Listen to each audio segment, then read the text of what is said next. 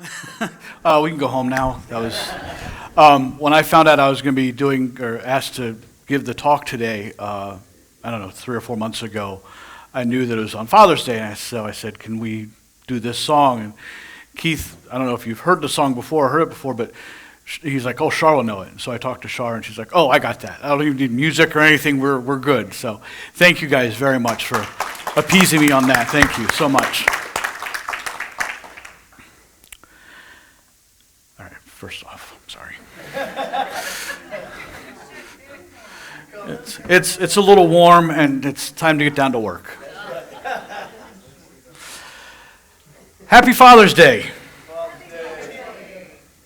Now, before we go any further, I want to acknowledge something. Father's Day can bring up a lot of different feelings. For some of us, today is joy-filled, filled with gratitude and fond memories, as we heard the wonderful sayings. When you said that frog one, I was like, "Oh, she's good." She cleaned it up, very good, very. I was a little worried. For others, this day may be a little more complicated. Perhaps your father was loving and supportive, and perhaps he taught you how to ride the bike, throw a baseball, drive a car, or simply how to be a decent human being. Maybe your father was always there when you needed him, or perhaps he wasn't. Maybe your father was absent. Maybe he struggled with his own pain. Maybe the relationship was strained. Maybe today brings more questions than answers. For some of us, Father's Day carries a sense of loss because a father has dropped their body and moved to the next room of the eternal spirit. So today, when I say Father, I invite you to think beyond biology. Think of the grandfather who stepped in when no one else would. Think of the teacher who believed in you. Think of the coach who saw your potential. Think of the mentor, the neighbor, the friend, the stepfather, the uncle or family friend who helped shape your life. Think of the people who showed up. Because fatherhood, at its highest expression, is less about DNA and more about presence. I was blessed with a father who showed up. As I think of my dad, I remember many small moments that at the time probably seemed insignificant to him, but meant the world to me. I remember him playing catch with me after a long day of work, trying to explain to me that George Brett was not an old geezer at 25 or 26. George Brett, for those who don't know, was a third baseman for the Kansas City Royals. He was not a geezer at 25 or 26. I remember him taking me down to the new mall parking lot that was being built and teaching me how to ride my bike. We lived in the country and we didn't have a flat surface. It was a gravel driveway. I remember his encouragement, or should I say encouragement, at the dining room table helping me with algebra. I remember him flying home from India where he got to experience the Kumbh Mela. He was very sick. And yet, even though he lost 30 pounds and had extremely high fever, he still made it to my freshman district swim team wrapped in a blanket, even though the natatorium was 90 degrees with very high humidity. I only swam one event, and it was the slowest heat of that event. But yet, he was still there. These moments weren't grand gestures. They're simply acts of presence. And isn't that what so many of us needed growing up? Not perfection, presence. Not someone who always had the right answer, just someone who showed up. As I've gotten older, Father's Day has changed for me. When I was younger, Father's Day was mostly about my father, of course. As I became a husband and a father myself, the day took on another meaning. It became a day to reflect on what I had received and what I was passing on. Now I have to admit something. Before I became a father, I thought I had parenting all figured out. Watching my parents and the other adults in my life, parenting seemed like a breeze. Like it wasn't a big deal. Dare I say, an easy job. But then life happened, as it so often does. I met this beautiful woman who had 3 children. I was a young private in the Army stationed at Fort Hood, Texas. We got married, and I immediately became a father to 3 young children. Suddenly, I wasn't just responsible for myself anymore. I had 3 kids who looked up to me and their mother. What the heck was I doing? I don't know how to raise kids. And to quote that famous movie, Gone with the Wind, I don't know nothing about birthing no babies. Heck, I'm a kid myself. I mean, it was only 2 or 3 years prior that I learned, how to separate my laundry without turning my white socks a nice shade of pink. Or putting a cashmere sweater in the dryer so that then it shrunk down. Here I was. Reality arrived. And I discovered that parenthood is one of those things that you can study forever, but only learn by living. That's why I learned that fatherhood isn't about being perfect. It's about being present. Suddenly I realized that every parent in history has been making it up as they go along. When I married my wife, I didn't just become a husband. I became part of a family. Together we raised our 4 children. One of the greatest gifts of fatherhood has been watching those children become adults and discover their own paths in life. It's also been one of the greatest exercises in humility I've ever experienced. Every child arrives with their own personality, their own gifts, their own challenges, and absolutely no instruction manual. If there was an instruction manual, I sure haven't received mine yet. As parents, we make mistakes.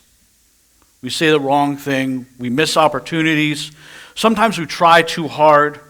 Sometimes we don't try hard enough. Sometimes we find ourselves sounding exactly like our parents, even after swearing for 20 years that we never would. I know I have caught myself saying some things or using some expressions my parents used on me. How about you? Can you think of a time you thought, oh my God, it just sounded like my mother or my father?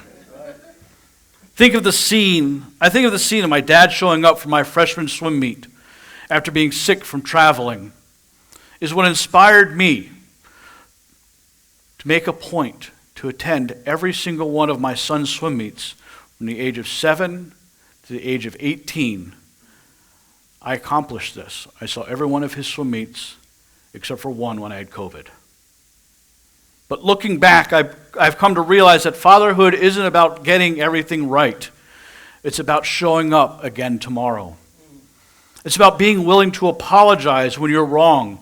It's about learning alongside of your children.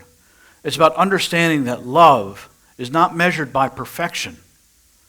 It's measured by presence. And that's true whether you are raising children, mentoring somebody at work, serving your community, helping a neighbor, or simply being there for a friend who's going through a difficult time. I began to realize that every generation inherits something, and every generation leaves something behind. We receive wisdom, we receive wounds. We receive blessings, we receive burdens. And then we spend much of our lives deciding what we will carry forward and what we will release. I think that's one of the great spiritual assignments of adulthood.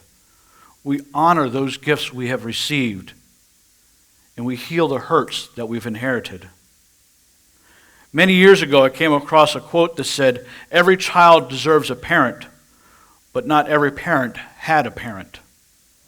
That statement has stayed with me, because when we begin to look at our parents as human beings, rather than superheroes, something shifts.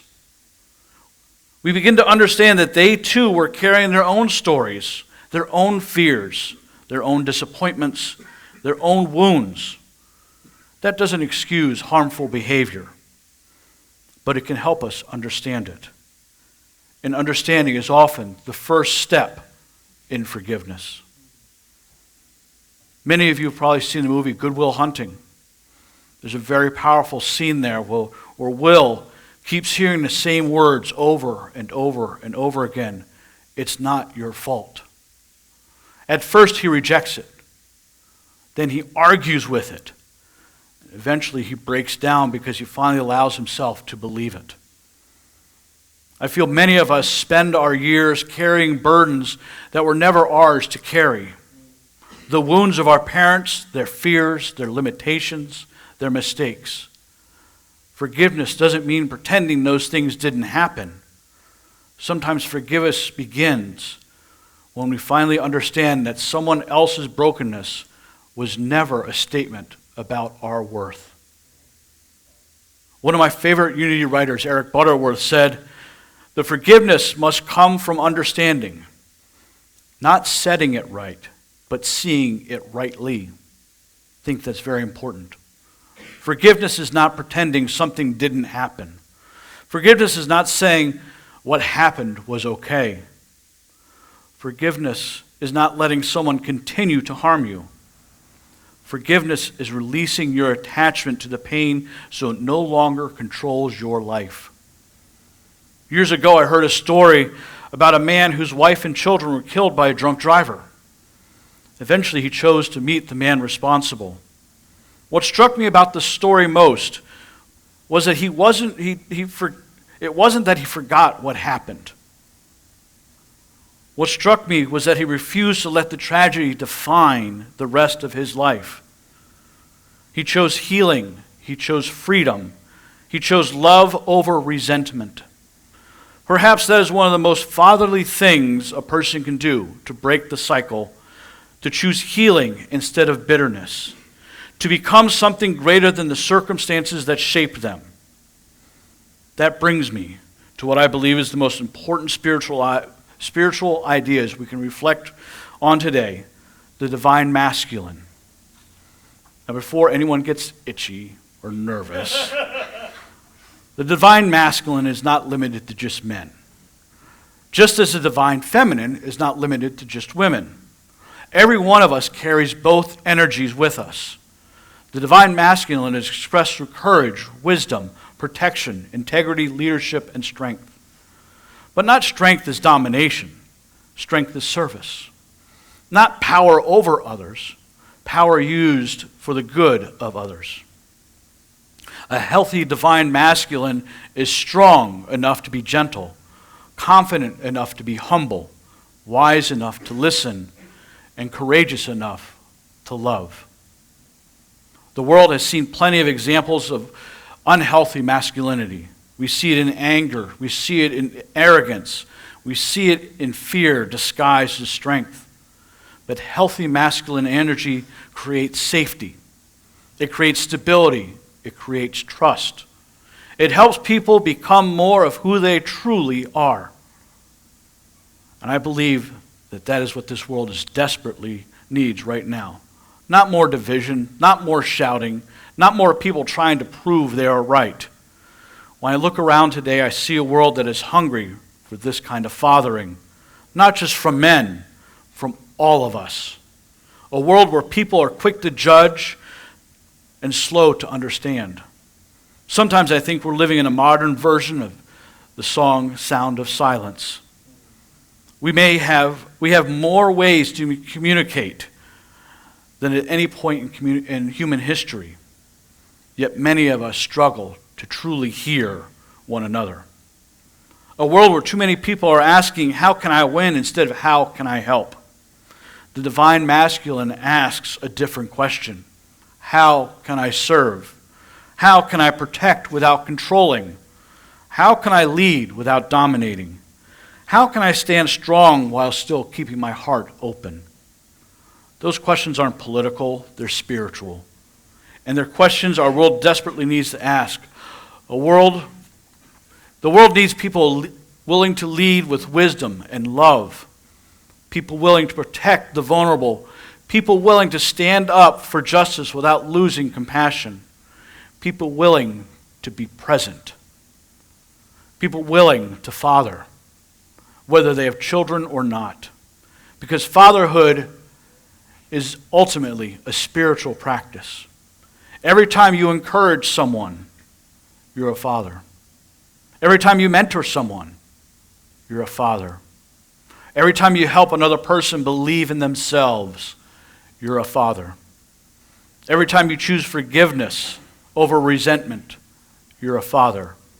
Every time you help someone feel safe, valued, and loved, you're a father.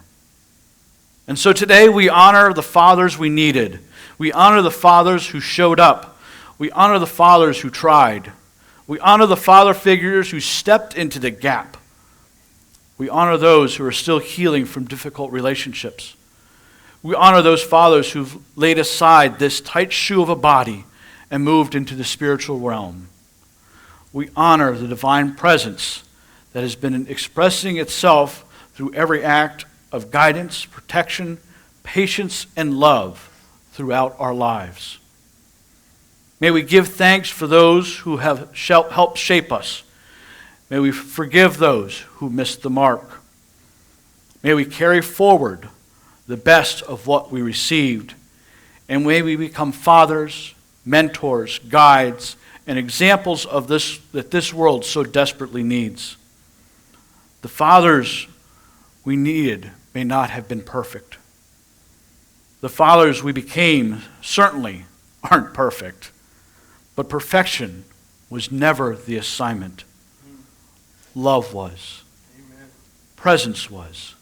Showing up was. Happy Father's Day. Namaste.